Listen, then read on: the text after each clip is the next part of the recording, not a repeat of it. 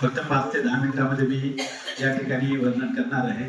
पण त्याला यायचा खऱ्या अर्थाने जयंती दिन मोठ्या उत्साहामध्ये आपल्या शहरामध्ये साजरा केला जावा अशी संकल्पना मांडण्यात आली.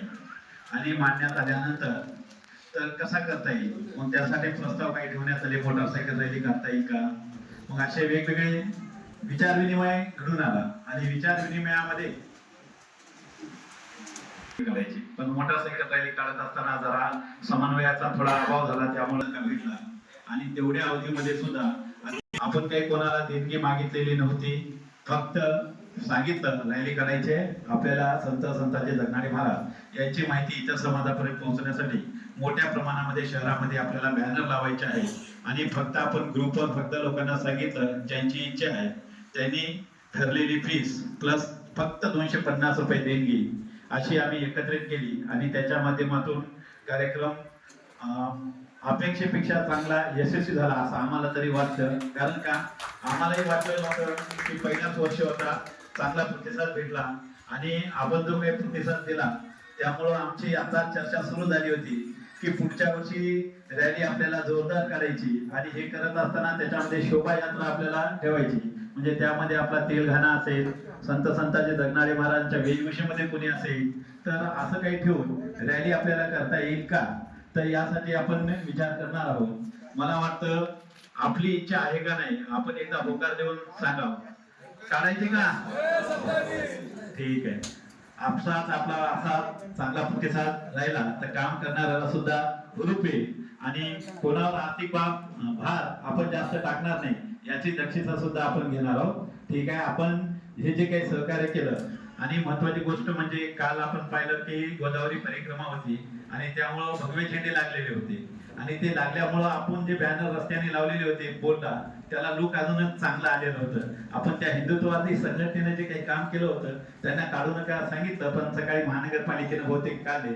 त्यामुळे जरा आपला जे काही अजून रॅली चांगली दिसली असती ते कुठेतरी जरा कमी पडलं. पण त्या संघटनेचे सुद्धा आपलं धन्यवाद मानायला काही हरकत नाही. असो, आता मुख्य गोष्टीकडे वळतो. श्री संतांचे जगणारे महाराज 8 डिसेंबर आपल्याला माहित आहे 1624 रोजी त्यांचा जन्म झालेला होता.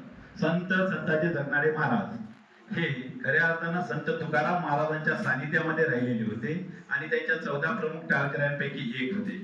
पण ज्या वेळेला ते या ठिकाणी वावरत होते, पण त्यांना वावरत असताना समाजातली जी काही परिस्थिती दिसत होती, जी की सामाजिक विषमता असेल, मग अंधश्रद्धा असेल, असे जे काही गोष्टी होते, पण त्याच्या संदर्भात समाजामध्ये जागृती घडवून आणणारे कोणीतरी व्यक्ती आपल्याला पाहिजे, मार्गदर्शक पाहिजे असं त्यांना वाटत होतं. आणि त्या दृष्टिकोनातून ते आपला खरा मार्गदर्शक शोधत असताना श्री संतांचे जगणारे महाराजांना खरा मार्गदर्शक त्यांचा भेटला, तो म्हणजे जगद्गुरु संत तुकाराम महाराज. कारण का की ज्या वेळेला संत तुकाराम महाराज चाकण या ठिकाणी चक्रेश्वराच्या मंदिरामध्ये कीर्तनासाठी आलेले होते, आणि त्या चक्रेश्वराच्या मंदिरामध्ये तुकाराम महाराजांनी जे कीर्तन केलं, त्या कीर्तनाचा परिणाम एवढा संताजी महाराजांच्या मनावर झाला की त्यांना वाटलं की तुकाराम महाराज जे काम करत आहेत, उदाहरण आपल्याला माहिती आहे त्या काळामध्ये दुष्काळ पडलेला होता, आणि दुष्काळाच्या संदर्भात तुकाराम महाराजांनी जे अभंग सांगितलेला होता त्याचं की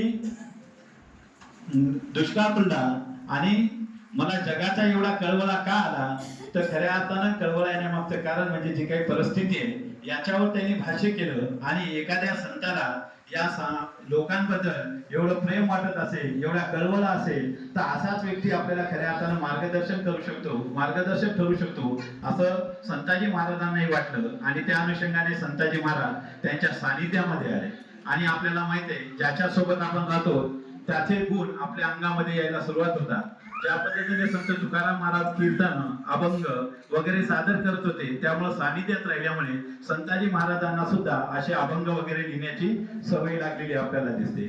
आणि तुकाराम महाराजांचं जे काम होतं समाज प्रबोधन करण्याचं, समाजातल्या विषमतेच्या विरोधात आवाज उठवण्याचं, जे विज्ञानवादी दृष्टिकोन आहे जो समाजामध्ये रुजवण्याचं, तसंच कार्य नंतरच्या काळामध्ये संताजी महाराजांनी सुद्धा तुकाराम महाराजांकडून प्रेरणा घेत आपल्याला केलेलं दिसून येते. की जसं की आपल्याला माहित आहे जगद्गुरु तुकाराम महाराज म्हणतात, नवसानी विरती संतती तर का करावा लागला स्थापती, असा विज्ञानविस्त दृष्टिकोन मागणारे संत तुकाराम महाराज मग त्यांच्याच या दृष्टिकोनाला पुढे ठेवत आपलं कार्य संताजी महाराजांनी चालू केलं. आणि हे करत असताना ते सांगतात की जे काही संत वगैरे जे काही आहेत ते कोणा एकाचे नाही, ते सर्व भारताचा म्हणजे सर्व मानव जातीचे संत असतात. अशा संदर्भात संताजी जगनाडे महाराजांनी त्यांचा अभंगही लिहिलेला आहे. आपल्याला माहित आहे, मारवाडी मारवाडचा, गुजर तो गुजरातीचा, कानडी कर्नाटकचा, मुसलमान तो दिल्लीचा, कोकणी कोकणचा, संत तुका या मराठी महाराष्ट्राचा आणि संत तुका या देशीचा.